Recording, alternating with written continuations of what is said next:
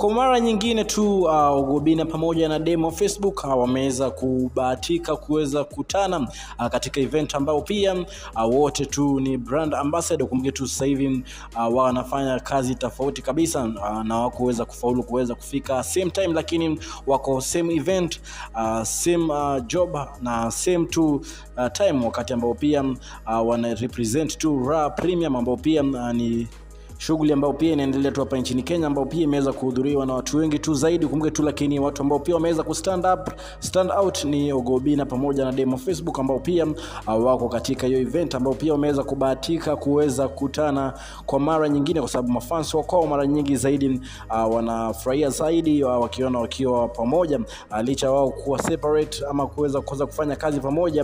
Hiyo haiweza kuzuia wawili kuweza kupewa deals na kampuni mbalimbali, na za ndani tu inasemekana kwamba wakati ambao pia Demo Facebook alikuwa na sign hiyo deal, pia Ogobina tu alikuwa tu pale akirepresent brand ya kwake na wakaweza kusign wote, lakini tu kila mtu aliweza kupata shares za kwake different. Ndio maana tu leo wameweza kufika katika hiyo event wakiwa pamoja, na pia kuhakikisha tu ya kwamba pia wanapanda stage kwa pamoja, kitu ambacho pia kinaweza fanya tu kusukuma hiyo brand zaidi, kwa sababu wakionekana pamoja na brand pia inapata nguvu zaidi. Ndio maana tu labda mtu ambaye pia anasimamia brand aliona tu ni vizuri zaidi na kuweza kuwachukua wakiwa pamoja wawili, kwa sababu wana represent vizuri.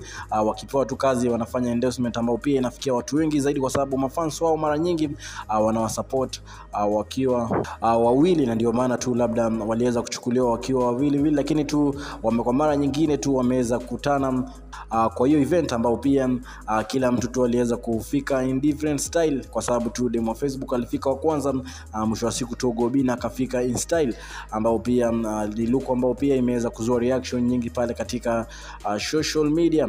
Yetu ni kuangalia tu kipi ambacho pia wameweza kupangia mafans wao baada tu ya kuweza kukutana kwa mara nyingine, kwa sababu kulikuwa tuna issue ambao pia ilikuwa inaendelea pale katika social media kuhusiana tu na Ogobina kuweza kuminvite Demo Facebook katika event ya kwake, na leo tu labda tu atakuwa na make sure tu ameweza kuhakikisha tu ya kwamba ameweza kuminvite live baada tu ya kuweza kuminvite katika interview moja pale katika TV. Kumbuka katika Udako 254 na kupatia story ambazo zina trend mitandaoni, una make sure umesubscribe. Baby wa baby. Alafu huyu ni baby.